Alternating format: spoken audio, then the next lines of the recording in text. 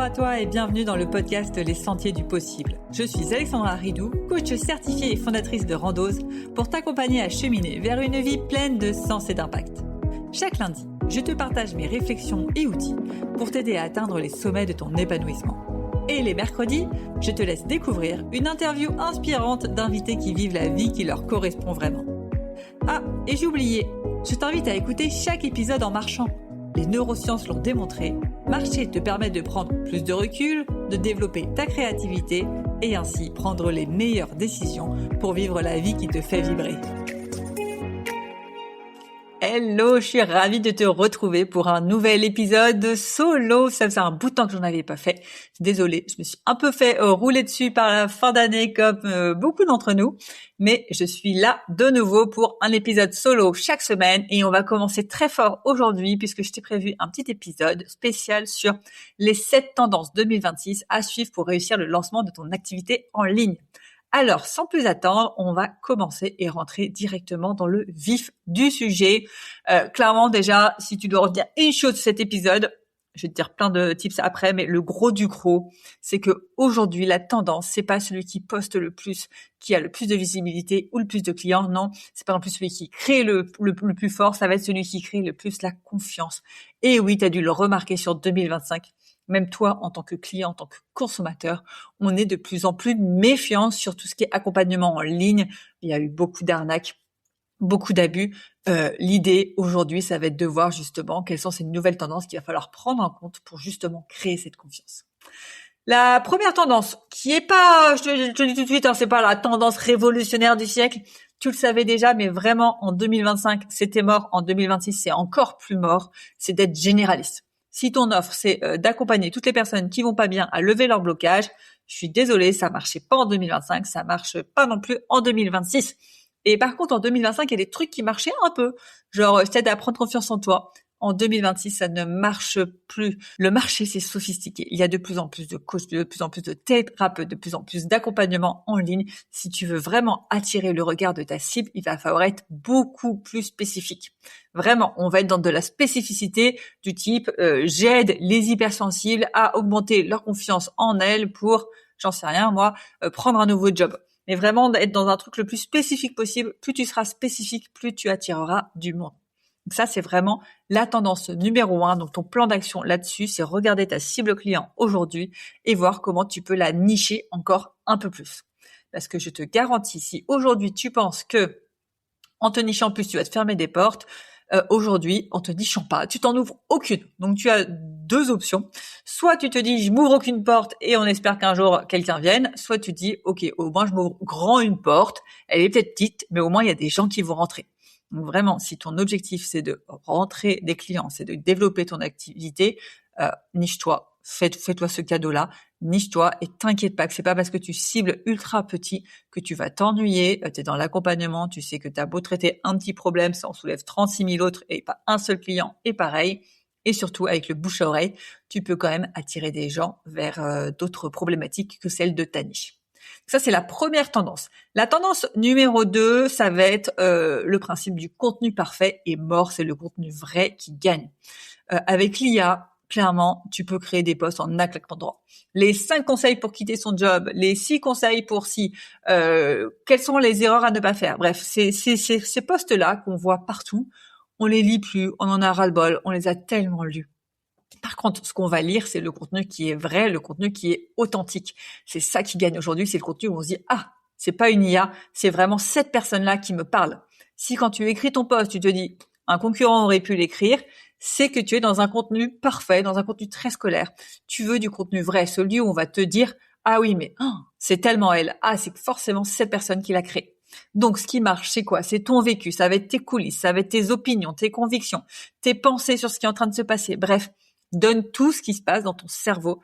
Je te garantis que même si tu as l'impression que tout est imparfait, ça sera parfait justement pour ceux qui te lisent en face. Donc ton petit plan d'action là, ça va être tout simplement écris 3 vérités que tu caches par peur de déplaire et fais-en des posts. Un post sur une vérité. Écris vraiment tout ce dont tu n'es pas fier. Faisons des posts. Alors bien évidemment, tu vas pas faire que des posts pour raconter tous tes défauts, pour raconter toutes tes galères, ça ne vend pas non plus. Mais voilà, de temps en temps, des petits posts authentiques, des petits posts sur les galères que tu as dépassées, pas quand t'es en plein dans la galère et que t'as pas de jolies fins à raconter. Celles-là, elles ne servent pas à grand chose, mais on veut de l'authenticité qui aide la personne en face à se reconnaître et à dire, ah oui, cette personne, elle est humaine, je m'attache à elle. Cette personne, il y a quelqu'un de vrai finalement. J'arrive à donner des mots sur sa personnalité. Et pas, j'ai l'impression d'avoir Wikipédia en face de moi. Ça, c'est la deuxième tendance. Troisième tendance, en 2026, clairement, on arrête de dire qu'on lance une offre, on lance une transformation.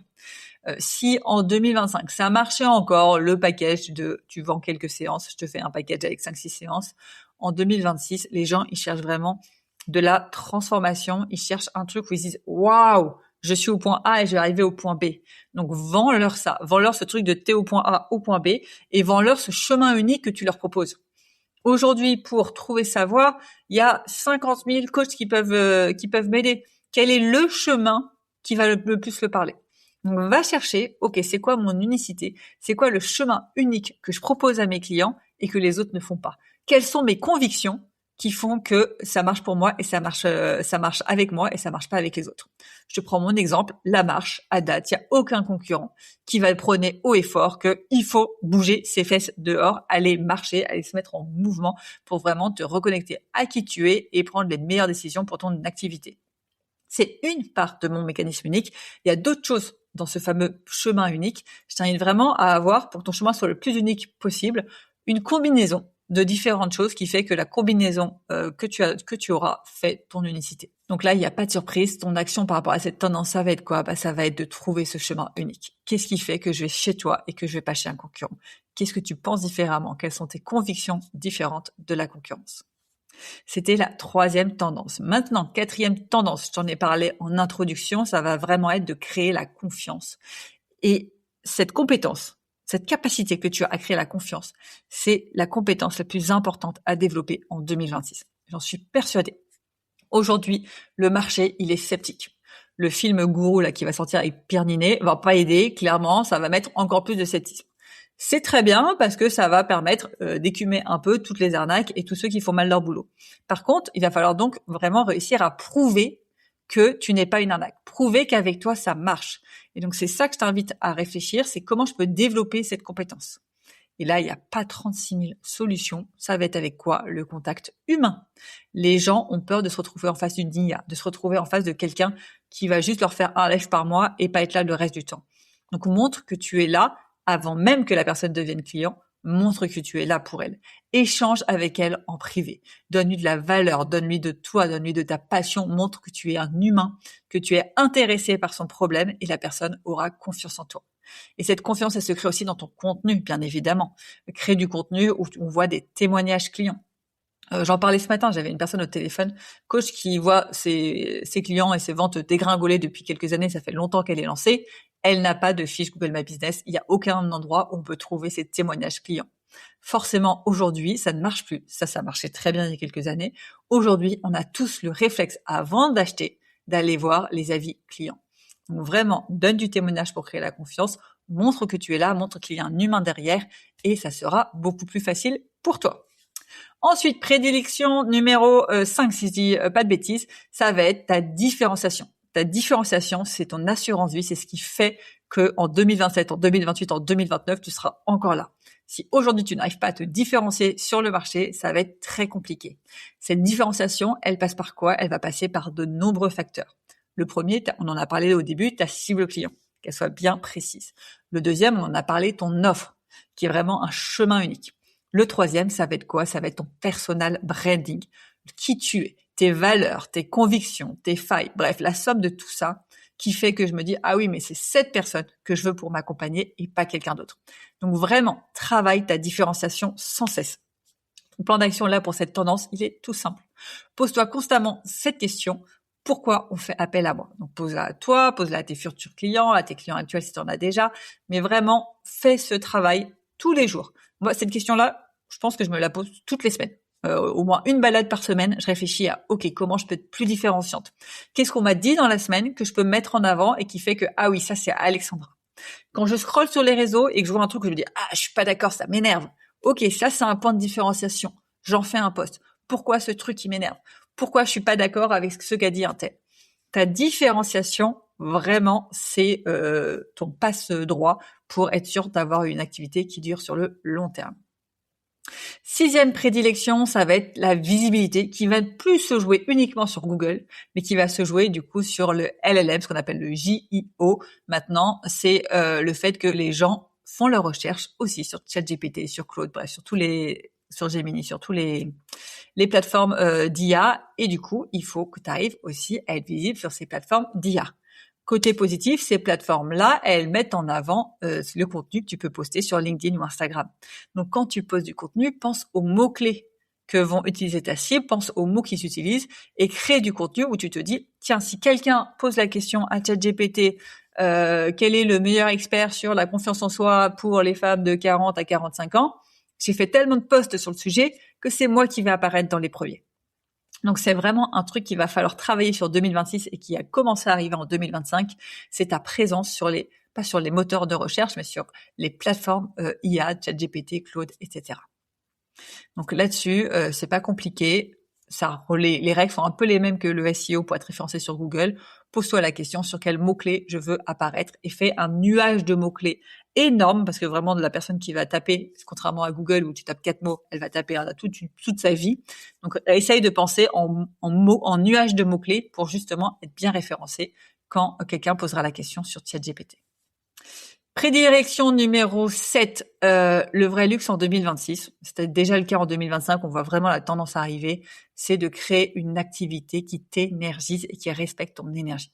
Je crois qu'on l'a beaucoup vu ces dernières années, des gens qui ont dit « Waouh, trop bien, j'ai fait 10 000 euros par mois en 3 mois » et 3 mois après, ils te disent « Hey, je suis en burn-out, je lève le pied » et puis en fait, ils enseignent les burn-out. On est dans une culture avec les réseaux sociaux où on voit du toujours plus, il faut faire plus. Et il y a 36 000 idées possibles. Il faut être sur Instagram, il faut être sur LinkedIn, il faut faire de la prospection, il faut être sur YouTube, il faut faire un podcast, il faut être sur les moteurs de recherche, il faut être sur l'IA. Il faut être partout. Et le problème, c'est que avec l'IA, on peut être partout. En tout cas, on a l'impression qu'on peut faire toutes ces actions parce qu'elles sont faciles, il y a plus d'actions difficiles. L'IA a tout simplifié. Du coup, on a ce truc de je devrais pouvoir le faire, donc il faut que je le fasse. Et donc on se charge. On respecte pas son énergie, on fait des trucs parce que il faut on s'épuise et finalement ça finit en burn-out. Pour moi, si tu veux durer sur le long terme, vraiment la tendance 2026, c'est de prendre soin de toi, de réussir à prendre un pas de recul sur les réseaux sociaux, de prendre un pas de recul sur tout ce qu'il est possible de faire avec l'IA, parce que même si l'IA va vite, tu seras pas capable de faire tout ce que tu as dans ta tête et comme idée et tout ce qu'on te dit de faire dans un temps imparti. Il va vraiment falloir prioriser et pour prioriser, tout simplement, prendre soin de toi, prendre le temps de faire un pas de recul, d'aller marcher, d'être reconnecté à ce qui te fait vraiment vibrer et te dire, OK, moi, ce qui me fait vraiment vibrer, je sais pas, c'est le format vidéo. Bon, je vais mettre sur Instagram et je vais faire que des vidéos. Moi, ce qui me fait vraiment vibrer, c'est l'écrit avec les carousels. Bon, je vais mettre sur LinkedIn, je vais faire des carousels. Moi, ce qui me fait vraiment vibrer, c'est pas un accompagnement ultra compliqué, c'est de faire des retraites sur plusieurs jours. Bon, tu vas aller faire des retraites sur plusieurs jours. Bref, utilise la marche pour systématiquement te permettre d'ingurgiter et de processiser tout ce que tu lis à droite et à gauche, parce qu'on lui lit beaucoup d'informations, tout ce que l'IA te donne également, pour le refaire à ta sauce et prioriser les tâches d'une manière qui soit écologique pour toi.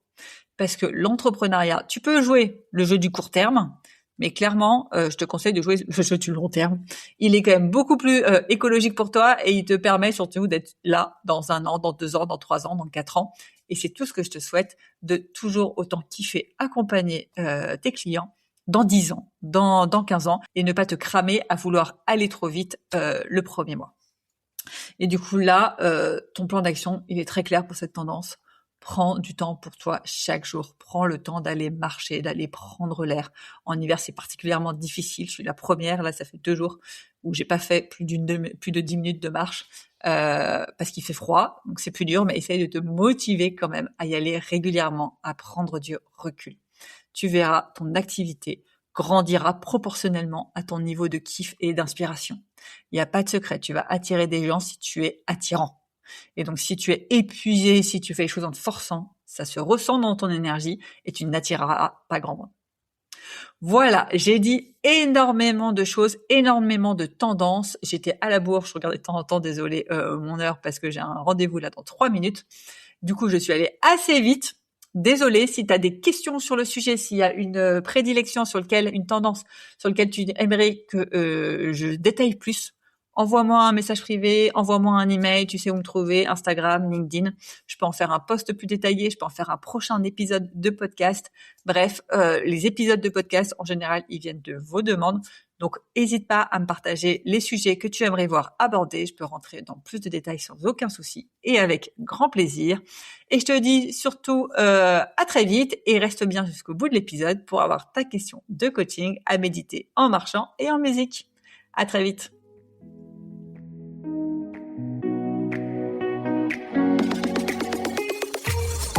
Avant de te plonger dans la question de coaching du jour, pense à rejoindre la plateforme d'exercice en ligne du podcast pour y retrouver les notes d'épisode, les questions de coaching et l'action à réaliser pour cheminer pas à pas vers une vie pleine de sens et d'impact. Le lien est en description de l'épisode. Et bien évidemment, si tu as aimé cet épisode et le concept du podcast, tu peux me le faire savoir en me laissant une belle note ou un joli commentaire sur la plateforme de ton choix. Tu peux aussi partager le podcast à une personne qui peut en avoir besoin. Et c'est parti pour tes 2 minutes de coaching et on se retrouve très vite dans le prochain épisode. Bye bye!